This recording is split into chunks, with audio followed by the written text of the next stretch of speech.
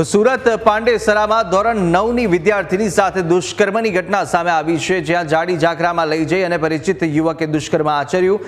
પાંડેસરા પોલીસે આરોપી હિમાંશુ યાદવની ધરપકડ કરી છે।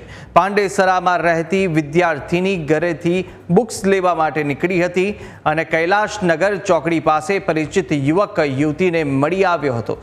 હિમાંશુ વિદ્યાર્થીનીને લલચાવી ફોસલાવીને બાઇક પર લઈ ગયો હતો।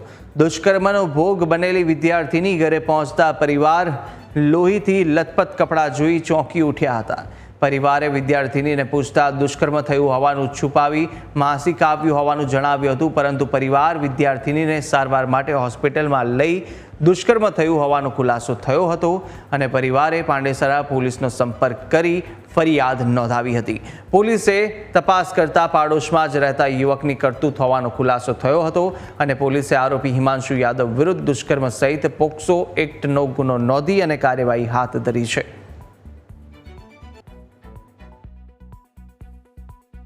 બનાવની વિગત એવી છે કે દીકરી જ્યારે ઘરેથી બહાર નીકળી ત્યારે તેણે લલચાવી ફોસલાવી અને પાંડેસરા વિસ્તારમાંથી અલથાણ વિસ્તારમાં લઈ જઈ તેની સાથે તેણે દુષ્કૃત્ય આચર્યું હતું।